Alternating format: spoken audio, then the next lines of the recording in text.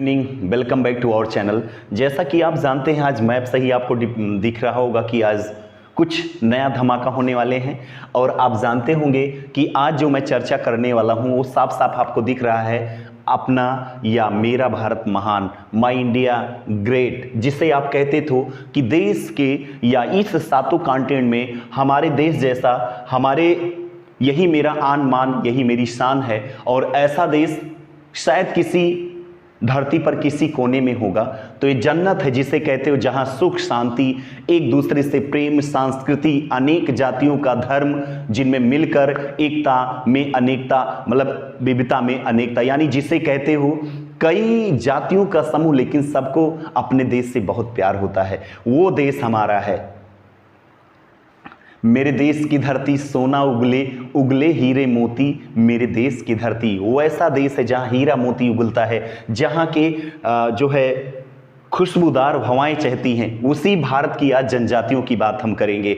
हमारी आपकी तरह कुछ ऐसे मानव जाति हैं, हमारी तरह आप तरह ऐसे कुछ मानव जाति हैं जो जनजाति में तब्दील हो चुके हैं, जिन्हें वो सुख सुविधा नहीं मिलती है जो एक शहर, एक नगर और एक गांव में मिलने वाली चीज़ें होती हैं। इनमें इलिटरेट, अशिक्षित होते हैं। इनमें कपड़े और खाने पीने की कुछ ऐसी अव्यवस्थाएं होती हैं कि ये जानकर इनकी एक अलग संस्कृति, एक अलग रहन सहन, एक अलग खान पीन, अलग इनकी हर एक चीज़ हो जाती हैं जो भारत में भी मानी जाती है।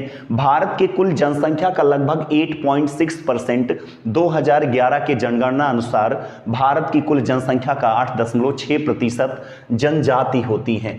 भारत में जितनी जनजातियां हैं आज बहुत अच्छे से आप समझेंगे, क्योंकि जितने एग्जाम्स होते हैं वो सब में एक जनजाति, एक नृत्य से, एक पठार से, एक नदी से, एक झरने, एक झील, एक धर्रा से, जितने पासिंग वगैरह होते हैं सबसे एग्जाम में पूछा जाता है एग्जाम में। तो गाइज इसे बहुत अच्छे से आपको समझना होगा। वास्तव में यह सब हमारे आपके ही रूप होंगे।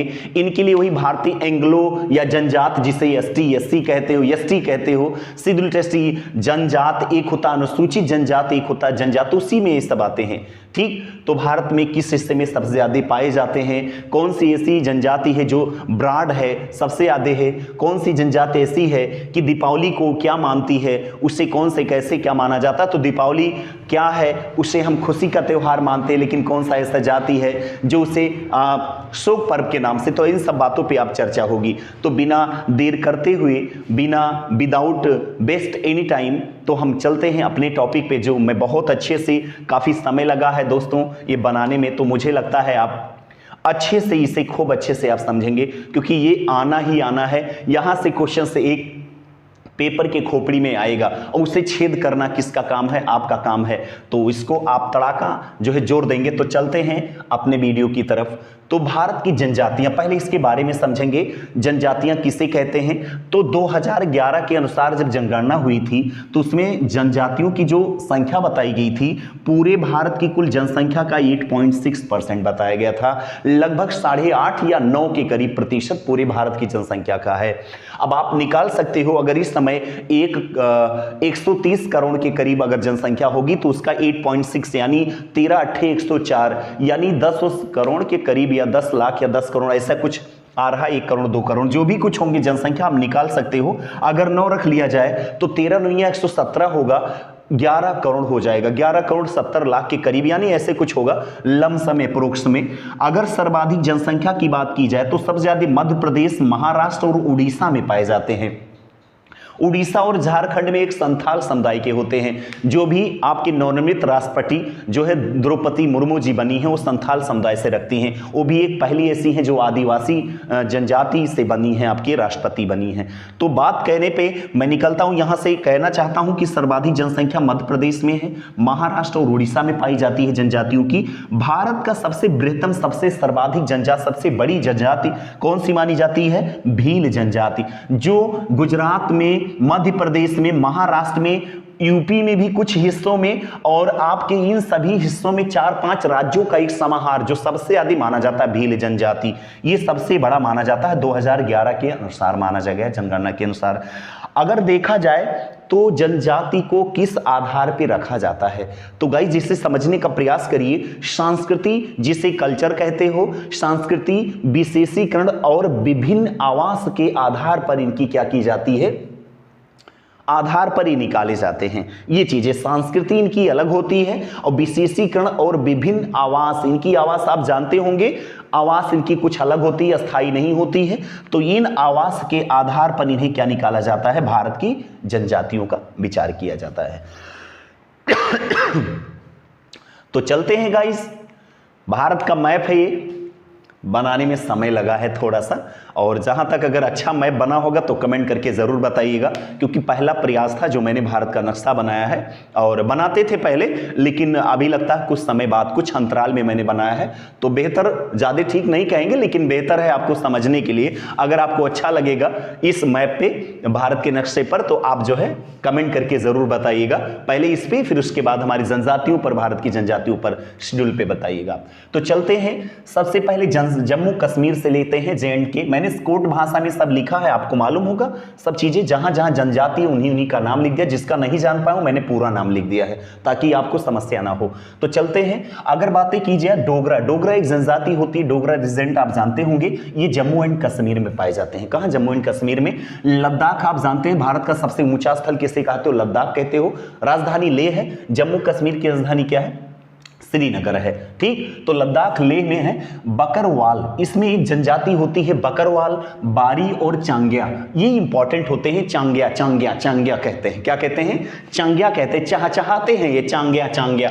तो बारी, चांग्या और बकरवाल ये किसके होते हैं, बकरी के समान बकरवाल, लद्दाख। बस याद करने का एक तरीका, बकरी के समान लद्दाख, जो सबसे ऊपर होगा, भारत का सबसे ऊपरी भाग लद्दाख, जहां भारत की वो हिस्सा जहां बहुत कम बारिश होती है। और सबसे जब बारिश कहां होती, मेघालय। पहले मानिसराम, अब क्या हो गया, चेरापूंजी था, मानिसराम हो गया, ठीक। यूपी के संदर्भ में गोरखपुर क्षेत्र माना जाता है, जबकि उन्नाव और इधर आपके मथुरा क्षेत्र में बहुत कम बारिश होती है। चलिए आते बढ़ते हैं, मध्य प्रदेश की बात किया जाए, हिमाचल प्रदेश, तो आप जानते होंगे शिलांग। हिमाचल प्रदेश में गद्दी और गुर्जर, जो गुर्जर जाति होते हैं हिमाचल प्रदेश के होते हैं। और बातें इसी में क्रम में बढ़ते चलें तो आप जानते होंगे उत्तराखंड, जो यूपी से अलग हुआ था, यूपी का ही हिस्सा माना जाता है उत्तराखंड। उत्तराखंड अगर देखा जाएगा तो उत्तर प्रदेश के भाग से 2011 और 2000 में इसे अलग किया गया, इसका नाम प्राचीन उत्तरांचल था। जो उत्तर प्रदेश की महामहिम, उत्तर प्रदेश के जो है सीएम अगर देखा जाए तो माननीय जो आपके योगी आदित्यनाथ जी हैं, वो आपके मूल निवासी कहां के हैं, उत्तराखंड से निवास करते हैं। वहीं की सबसे बड़ी जनजाति थारू, बुक्सा, भोटिया और जौनसारी, ये चारों जनजातियां उत्तराखंड से, बहुत इंपॉर्टेंट पॉइंट है ये, थारू, बुक्सा, भोटिया और जौनसारी, ये जनजाति उत्तराखंड से लिया जाता है। उत्तर प्रदेश की बात किया जाए, जहां से हम आपको पढ़ाते हैं, जहां आप बैठ के पढ़ रहे हो, ये चीजें बातें किया जाए, कहा जाता है भारत में अगर उत्तर प्रदेश आपने नहीं घूमा तो आपने क्या घूमा। उत्तर प्रदेश लास्ट में क्या है, देश।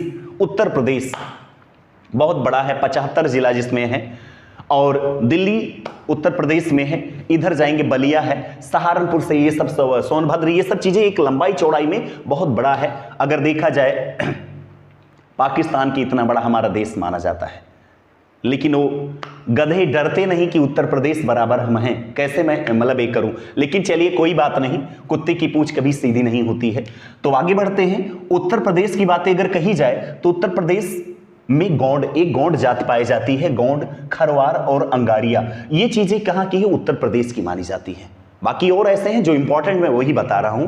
बिहार में एक बैगा होता है, बैगा की बात आ गई तो बिमला, एक बिल्मा नृत्य, एक बिल्मा नृत्य होता है जो बैगा जनजाति करती है। अब एक ऐसा नृत्य है, ये मुझे नहीं मालूम है क्योंकि जनजात की नृत्य है।